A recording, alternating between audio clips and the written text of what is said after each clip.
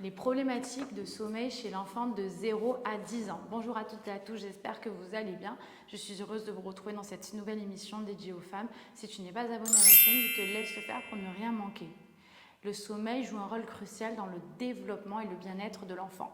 Quand celui-ci est perturbé, altéré, cela peut avoir des répercussions sur sa qualité de vie, mais également la qualité de vie de la famille entière. Aujourd'hui, j'interviewe Clémence Mazza, infirmière et spécialiste du sommeil chez l'enfant de 0 à 10 ans, puisqu'elle travaille avec les fées de beaux rêves. Elle va aujourd'hui aborder les principaux problèmes de sommeil chez l'enfant, les causes et comment y remédier. C'est tout de suite dans les interviews de Rebecca. Nous les femmes, nous avons une vie à 1000 à l'heure et nous nous retrouvons facilement dépassées. Je m'appelle Rebecca Attias, je détiens le diplôme de docteur en pharmacie et j'ai créé cette chaîne pour vous aider dans votre quotidien de femme et de maman. Comment ça se passe? Je vous propose une interview toutes les semaines avec un spécialiste pour aborder tous les thèmes relatifs à la femme, la maternité et le postpartum.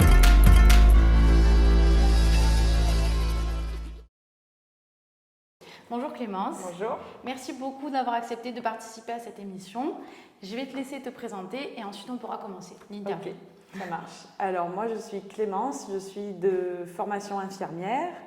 Je suis maman aussi, j'ai 2 enfants et j'ai choisi de me spécialiser dans le sommeil du bébé et de l'enfant puisque moi-même j'ai vécu un petit peu l'enfer avec ma deuxième et après 7 mois de recherche de solutions, j'ai fini par me tourner vers une consultante sommeil chez Fée de Beaux Rêves, qui était donc Juliette, qui a résolu la problématique en quelques jours. Donc voilà, je me suis dit, ah, il y a des choses que je ne connais pas, et d'où la reconversion. Et donc maintenant, ça fait presque 3 ans que j'accompagne des parents vers un meilleur sommeil de leur enfant.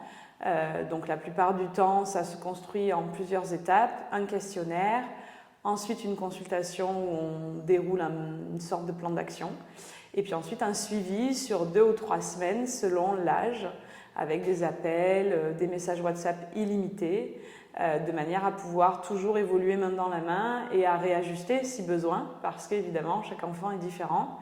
Et même quand on pense qu'on va tomber juste assez rapidement, parfois on est surpris que non. Voilà, et donc je suis ravie de faire ce métier. Alors je suis à Marseille, moi, me concernant, donc ça m'arrive aussi d'aller au domicile des parents à Marseille, et sinon je travaille de chez moi en visio, et parfois c'est largement suffisant, même la plupart du temps. Ok, bah écoute, merci beaucoup, tu es un peu la sauveuse hein, du coup. Oui, souvent on m'appelle la fée. Oui, voilà, c'est ça. Alors on va commencer. Alors, quelles sont les principales difficultés qu'on rencontre lors de l'endormissement? Oui, alors lors de l'endormissement, ça dépend un peu des âges, mais la plupart du temps, c'est toujours des difficultés à s'endormir pour l'enfant, qui peuvent être plutôt en mode lutte, je n'arrive pas à lâcher prise. Ça peut être pour le plus grand, je ne veux pas dormir, je ne veux pas me séparer de toi, je veux que tu restes avec moi. Voilà, ça, et finalement, voilà, ça te parle. Ça me parle très bien, je suis au bout du rouleau.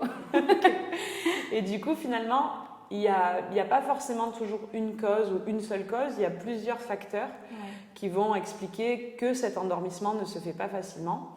Et donc souvent, dans l'enfance, on rencontre pour les enfants que j'accompagne, et la plupart du temps, c'est ce que j'appelle moi des dépendances à l'endormissement, mais en soi, il n'y a rien d'anormal, hein, c'est des problématiques courantes, notamment quand justement l'enfant est dépendant du parent.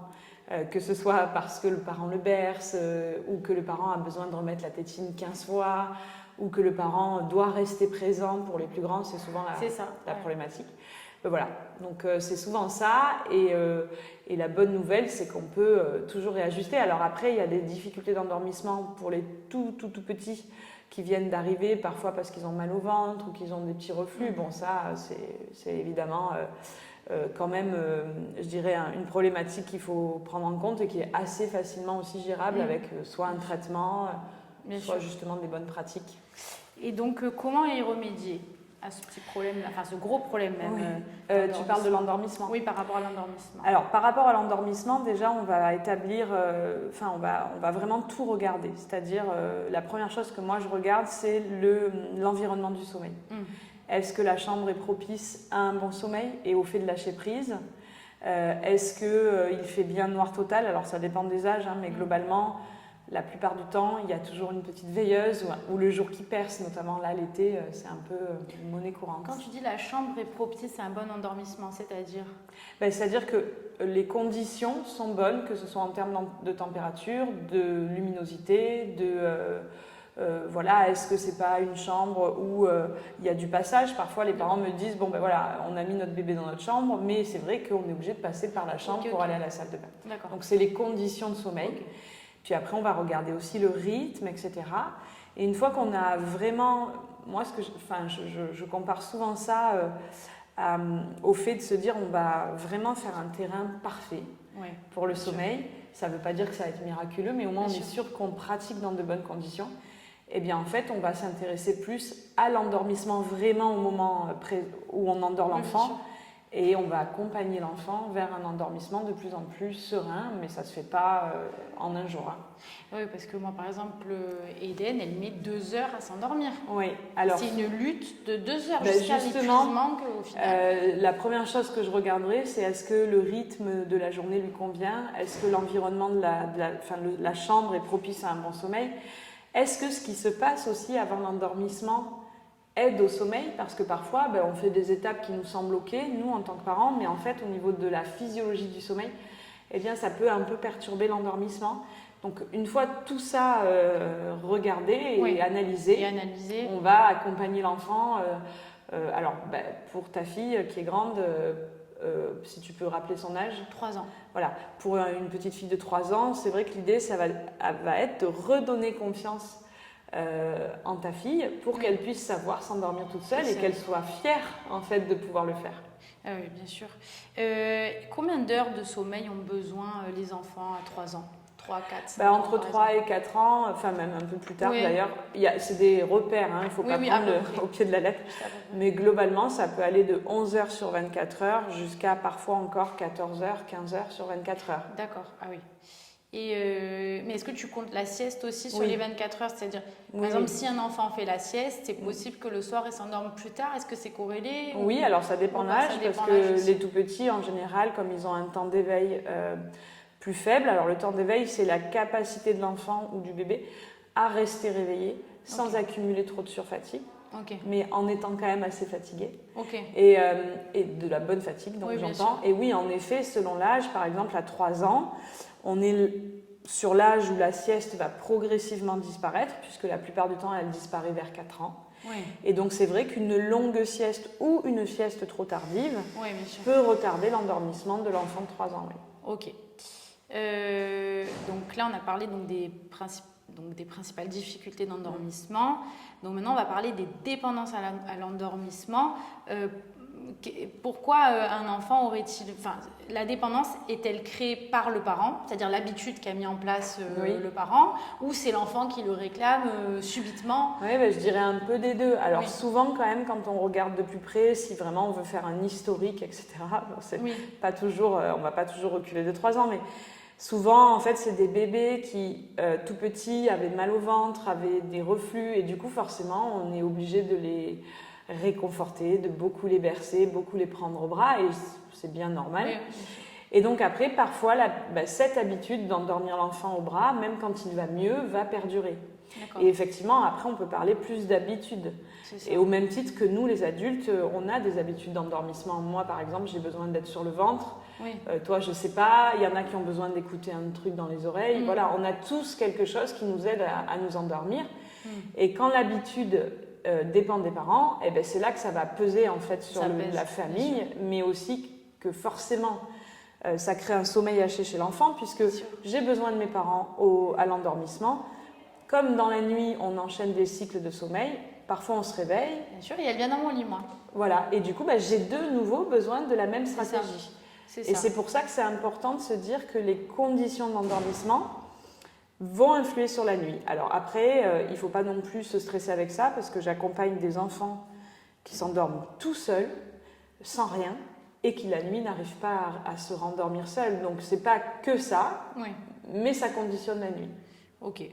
Merci beaucoup. Donc du coup, maintenant, on va passer sur les réveils nocturnes, qu'ils soient brefs ou longs. Est-ce que tu peux nous expliquer rapidement les cycles du sommeil? Oui. Donc vraiment rapidement, 0, 3 ans, Oui. 3, 5 ans. Oui. Alors, le nouveau-né, il est à prendre à part jusqu'à environ 3-4 mois, puisqu'il est sur une physiologie du sommeil différente. Oui. Il est sur ce qu'on appelle souvent, quand il naît, on appelle ça un rythme ultradien. Oui. Donc, qui n'est pas rythmé par des horaires, etc. Et comme nous. Et du coup, là, il a 2 phases de sommeil, donc 2 cycles. Enfin, 2 phases à l'intérieur du cycle, précisément. Une phase de sommeil profond, une phase de sommeil agité. Vers 3-4 mois, son sommeil se reconstruit et il va passer sur 3 phases dans son cycle. Et ça ressemble un peu plus à nous, sauf que les cycles sont beaucoup plus courts que les nôtres. Nous, on fait des cycles très longs. Hein. Eux, les petits bébés, de aller 4 à même, je dirais presque 1 an, ça va être plutôt 45 minutes, 1 heure, pas plus. Après, ça se prolonge un petit peu. Je dirais que vers 2-3 ans, quand même, on arrive à des cycles de 1h30. Encore une fois, c'est pas, les enfants ne rentrent pas dans des cases, hein, il y a Bien des sûr. enfants différents. Et donc, la physiologie du sommeil se construit comme ça. D'abord, il y a l'endormissement. Ensuite, il y a une phase de sommeil léger. Ensuite, il y a une phase de sommeil lent, mais encore léger. Et ensuite, il y a le sommeil profond. Puis le sommeil paradoxal, le sommeil des rêves. Donc. Oui, bien sûr. Et hop, on se réveille et on réenchaîne. Ouais, Alors, le réveil, on pourrait penser que c'est censé être un micro-réveil entre les cycles, mais en fait, ça peut être des réveils plus longs.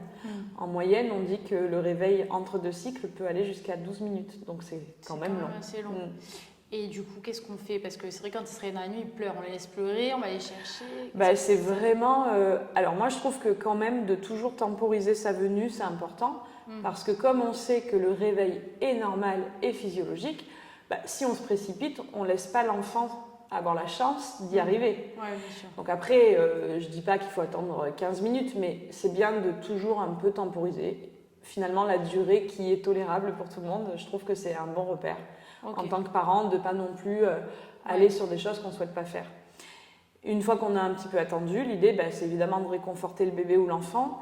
Et c'est tout normal que l'enfant, s'il a eu besoin de la présence, réclame de nouveau la présence. Donc en fait, on ne peut pas dire à un enfant, tu t'endors avec moi grâce à moi, mais dans la nuit, tu dois enchaîner tout seul. C'est compliqué. Bien sûr. Et donc pour les plus grands, ça se passe comment le cycle à partir de 3 ans? C'est à peu près pareil, si ce n'est que les cycles pareil. sont plus longs, ils ressemblent un peu plus à notre physiologie, mais nous, en fait, on est à peu près comme ça. Hein. D'accord, ok. Voilà, on a cette physiologie du sommeil, sauf que c'est vrai que l'adulte, la chance, entre guillemets, qu'il a, c'est qu'il pratique depuis plusieurs années, et donc l'adulte est très fort pour réenchaîner ses cycles, parce que moi, je dis toujours aux parents, le fait de s'endormir tout seul, le fait de se rendormir, c'est comme une gymnastique. Bien sûr. Au plus on le fait, au mieux on sait le faire. C'est comme si vous faites 10 squats.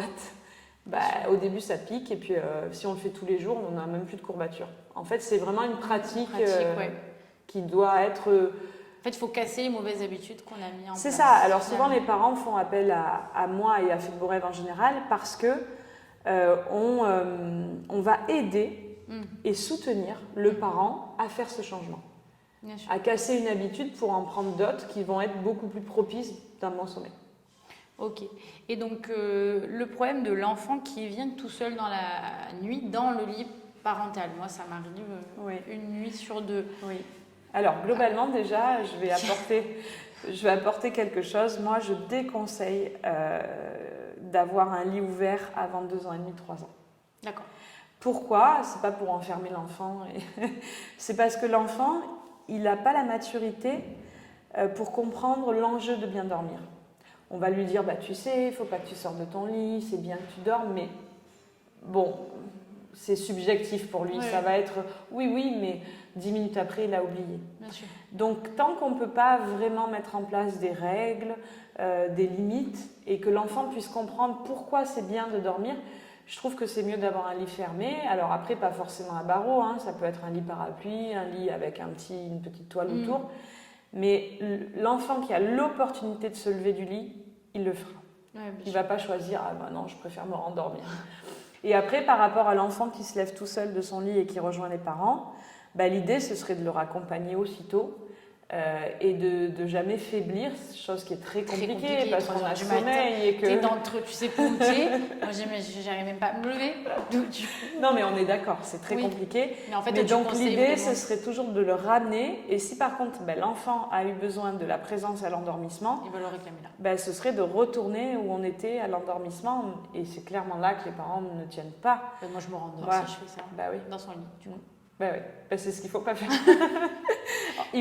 En soi, et il faut faire attention quand même à ce qu'on dit, parce que quand je dis il ne faut pas faire, c'est par rapport à un sommeil autonome. Maintenant, moi je rencontre des parents, et j'en ai fait partie à un moment donné de ma vie, de maman, où clairement c'était un plaisir de dormir avec son enfant. Et je trouve que si ça nous convient, faut pas non plus à moins que l'enfant soit en surfatigue et qu'il soit pas bien. Oui. Mais je veux dire, si tout le monde dort et que tout le monde est content, pourquoi changer? Voilà. Moi, je dis toujours aux parents, il n'y a pas de mauvaises habitudes, il n'y a que des habitudes qui ne nous conviennent pas. Oui. Et après, si ça nous convient, de toute manière, on ne fera pas le changement. Quand ça nous plaît, quand ça nous convient, moi, je sais que mon fils, je l'ai beaucoup accompagné dans le sommeil, je n'étais pas formée à l'époque. Et je restais présente dans la chambre pour l'endormissement. Bon, il dormait toute la nuit alors. Mais c'était un moment où j'étais, je sais pas, j'étais proche de lui et ça me plaisait. Oui. Et c'est que quand j'ai été vraiment prête que j'ai arrêté. Oui, bien sûr. Ok, merci beaucoup. Maintenant, on va parler des cauchemars et des terreurs nocturnes. Quand faut-il s'inquiéter? Bon, les cauchemars, déjà les cauchemars, c'est pas très inquiétant, ça fait partie du développement de l'enfant. Après, en général, ça arrive plus à partir de 18 mois, 2 ans, rarement avant. Et c'est surtout en deuxième partie de nuit. C'est-à-dire, pour un enfant qui se couche vers 20h, on va dire que ça va être plus vers minuit, à partir de minuit. La terreur nocturne, elle est différente. D'abord, l'enfant ne s'en rend pas compte. C'est comme ça s'apparente un peu à du somnambulisme. D'accord. Donc l'enfant, il s'est endormi. 1 à 2 heures après, grand maximum 3 heures après, il va se réveiller. Mais en fait, il n'est pas réveillé. Il vous donne l'impression qu'il est réveillé parce qu'il a les yeux ouverts, il va pouvoir hurler. En général, il semble complètement paniqué, possédé. Mais en fait, ils ne sont pas là. Ils dorment. Et donc, ça correspond souvent à un endormissement qui ne s'est pas fait dans l'ordre des phases que je t'ai décrit tout à l'heure. On est tout de suite passé au sommeil profond. D'accord. Et en fait, donc, du coup, ça crée comme un petit shunt, tu dirais, au cycle suivant. D'accord, ok. Et donc, qu'est-ce qu'on fait à ce moment-là? L'idéal, c'est de ne pas intervenir, de juste être dans la chambre pour s'assurer qu'il est en sécurité, qu'il ne se tape pas, qu'il ne se cogne pas. Mais c'est de le toucher le moins possible, de lui parler le moins possible, parce qu'en fait, il dort, l'enfant. D'accord. Et si on le prend, qu'on le réconforte, et clairement, c'est ce qu'on a envie de faire, en fait, on risque de le réveiller. Une fois qu'il est réveillé, il ne comprend pas trop ce qu'il fait sur vos genoux ou dans votre chambre, ou dans sa chambre même, il se dit, mais... qu'est-ce qu'ils font, quoi. Et des fois, si l'enfant est grand, ça l'angoisse de retrouver ses parents dans la chambre alors que lui, il pense dormir. Voilà. La plupart du temps, la terreur nocturne va pouvoir durer de 5 à 30 minutes. Voilà, c'est ça que je voulais te demander. Donc c'est vrai que 30 minutes, c'est très long. C'est long, hein. Et en même temps, il faudrait ne pas intervenir. Ok. Alors, merci beaucoup. Maintenant, on va passer aux siestes. Sieste compliquée, sieste courte. Comment ça s'explique? Parce que je sais que les tout petits, en général, ils font... il y a une régression dans les siestes. C'est-à-dire, au début, ils en font 2 le matin, une l'après-midi, 2 l'après-midi. Puis tu veux dire qu'il y a des transitions? Voilà, des transitions. Mais ensuite, en général, les siestes durent combien de temps? Alors, justement... quelque chose qui va beaucoup rassurer les parents et que j'aurais aimé savoir quand j'ai eu ma deuxième, les siestes courtes jusqu'à 6-7 mois, c'est-à-dire de moins d'1 heure, sont normales. D'accord. Il y a des enfants qui vont tout de suite dormir 2-3 heures, mais il y en a qui vont dormir qu'une demi-heure. C'est pas inquiétant. D'accord. En revanche, c'est intéressant de se dire, un enfant qui vient de naître, un bébé, lui, il a clairement une capacité d'éveil hyper courte. Il ne peut pas rester réveillé très longtemps. Donc, s'il fait que des siestes de 30 minutes, il faut qu'il en fasse beaucoup. Pareil pour l'enfant un peu plus grand. Inquiétant, pas inquiétant, pour moi, les siestes courtes, du moment que l'enfant a assez de sommeil en journée, même si c'est plusieurs fois par jour.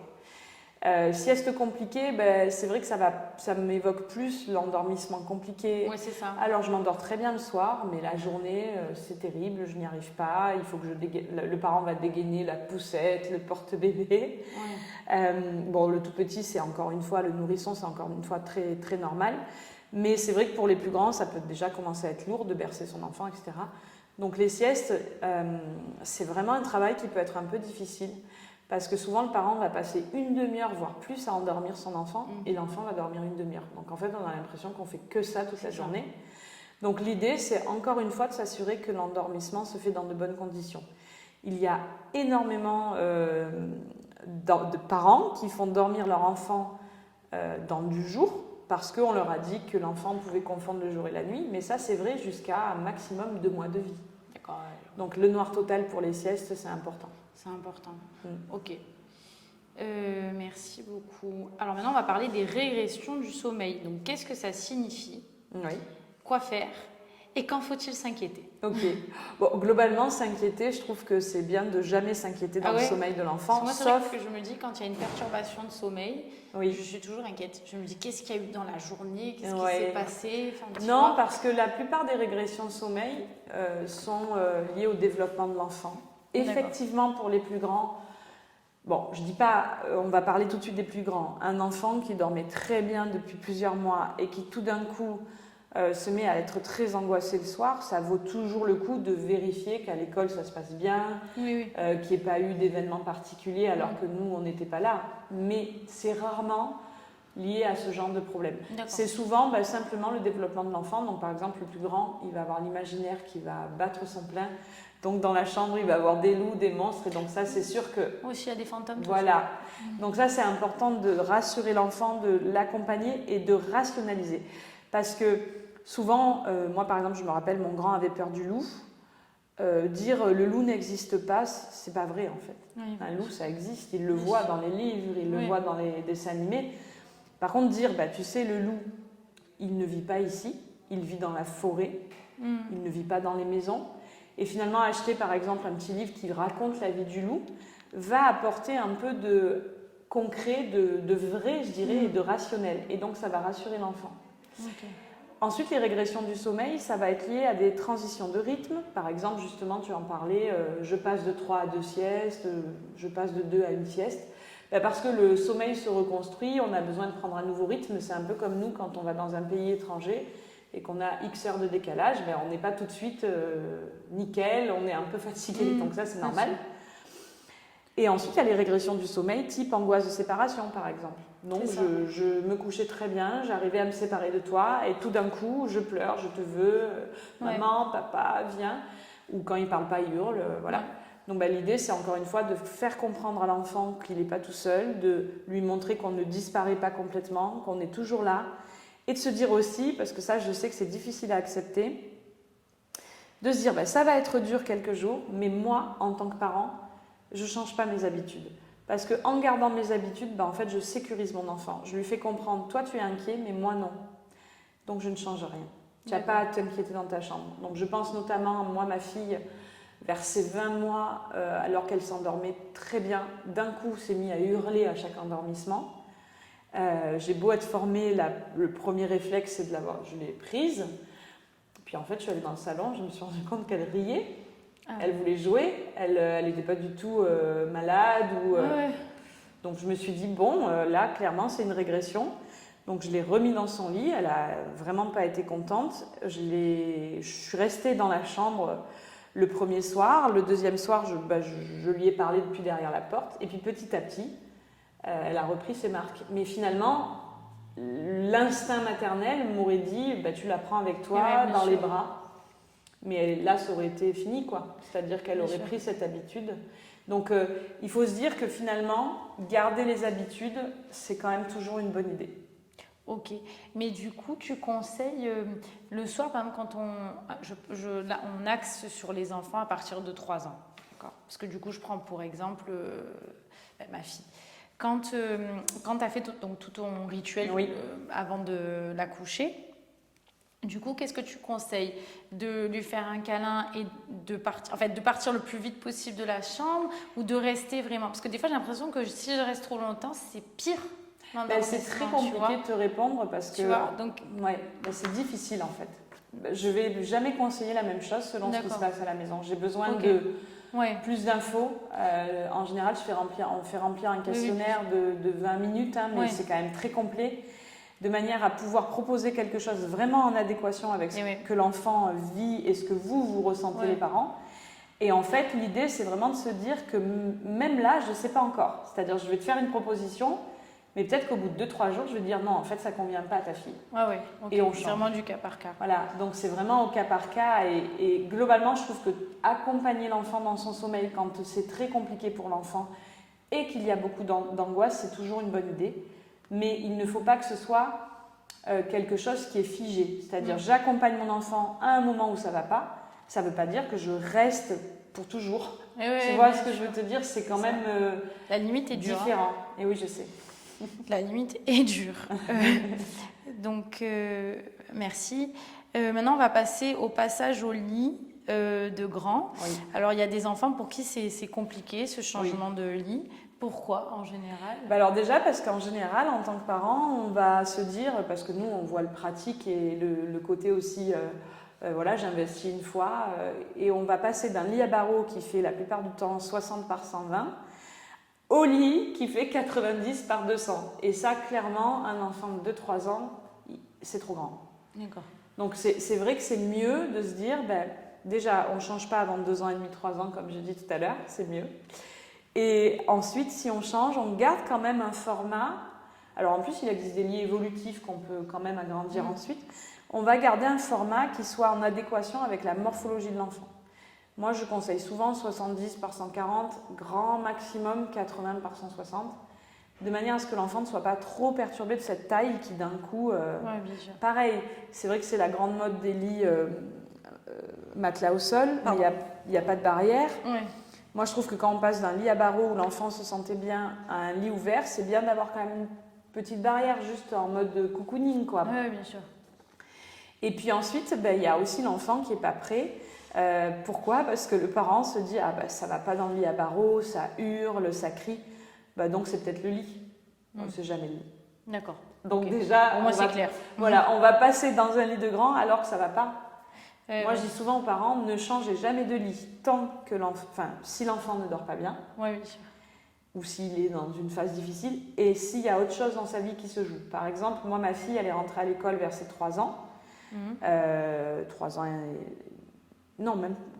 3 ans et des brouettes. Et j'aurais pu changer de lit à ce moment-là, mais j'ai laissé passer l'entrée de l'école. J'ai attendu qu'elle soit bien adaptée, qu'elle ne pleure plus le matin. Et là, j'ai changé de lit. Ok. Parce que du coup, quels sont les impacts d'un mauvais sommeil de l'enfant sur sa journée, en fait? Parce qu'une nuit, ça va, mais quand c'est chronique... Alors déjà, c'est bien aussi de consulter parce que des fois, les parents se disent « mon enfant dort très peu » et en fait, quand on calcule le nombre d'heures sur 24 heures, c'est pas si catastrophique. Mais effectivement, quand on voit que l'enfant manifeste des signes de surfatigue comme ça peut être des cernes, un teint pâlot, le fait aussi de lutter, d'être en hyperactivité, de ne pas arriver à se concentrer à l'école, c'est sûr que ça va avoir des impacts sur plein de choses. D'abord, ça peut avoir des impacts sur le développement, puisqu'on le sait, quand on dort, c'était ma c'est question là que l'enfant d'abord enregistre ce qu'il a appris dans la journée, et c'est là où la croissance se fait, mais surtout aussi l'immunité. D'accord. Donc un enfant qui dort bien va avoir un bon système immunitaire, va pouvoir être capable de lutter plus facilement qu'un enfant qui a un sommeil très haché, ou avec des réveils longs, par exemple la nuit. Et puis c'est vrai que ça a un impact, je dirais, sur la famille, parce que tout le monde en pâtit. Moi, je sais que quand on a vécu les problèmes de sommeil chez ma fille, mon fils, j'arrivais plus à m'en occuper, je culpabilisais, dans le couple, ça n'allait pas. Bien sûr. Enfin, c'est multifactoriel. Et puis, il y a des profils aussi de gros dormeurs qui, quand ils vont être en manque de sommeil, ces enfants-là vont pas être bien du tout. Ils vont pleurer pour un rien, ils vont être très irritables. Voilà. Et pareil pour nous. Moi, je sais que j'ai un gros besoin de sommeil. En ce moment, par exemple, je dors moins bien. Et du coup, je suis fatiguée, j'arrive moins à me concentrer. Donc, le sommeil, voilà, moi, souvent, je dis, et c'est mal véhiculé, je trouve, en France, finalement, c'est une hygiène de vie, quoi. Au même titre qu'on fait attention à l'alimentation, pour la plupart d'entre nous, il faudrait faire vraiment attention et bichonner le sommeil. Alors, moi, à la maison, je sais que du coup... Je suis hyper, je suis hyper carrée. Après, évidemment, c'est important d'avoir aussi pour l'enfant des sorties de cadre et des exceptions. Mais c'est vrai que c'est important. Là, par exemple, une astuce que je peux donner avec les jours qui s'allongent, c'est de jamais oublier de tamiser un peu votre maison. Si l'enfant doit dormir à 20h, si vous tamisez pas l'ambiance vers 19h et que c'est plein jour... l'enfant déjà ne va pas comprendre le message et surtout la mélatonine ne se sécrète pas, donc il ne peut pas bien dormir. Déjà une astuce que je pense va aider plusieurs parents. Et c'est ça, c'est vrai que ça peut paraître, des fois les parents me disent quand même, on ne va pas fermer les volets à 19h, pas complètement, mais de recréer un petit peu ce qui se passe l'hiver quand ça commence à chuter là. Bien sûr. Voilà. Et est-ce que aussi, ça c'est une question qui me vient, c'est possible qu'un enfant s'endorme moins bien parce qu'il n'a pas assez mangé le soir, par exemple, tu vois, ou les enfants qui ont besoin d'un biberon, parce que moi ma fille me réclamait, bon, je ne lui donne pas avant de dormir, je ne suis pas pour par rapport déjà aux dents et plein d'autres raisons, mais qu'est-ce que tu conseilles toi?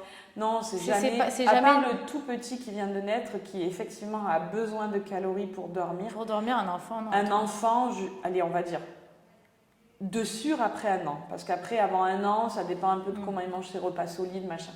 Mais après un an, si la courbe de croissance est bonne, si il mange ses repas correctement, ça ne veut pas dire qu'il mange tout très bien, mais c'est pas l'alimentation qui influe sur le sommeil. Non. Ok. Non, après, c'est important quand même d'avoir un repas qui soit propice à un bon sommeil le soir. Donc, féculents, légumes, c'est l'idéal. Pas de fruits crus, parce que ça va un peu perturber la digestion. Donc, féculents, légumes. Et parfois, on n'a pas une assez bonne dose de féculents.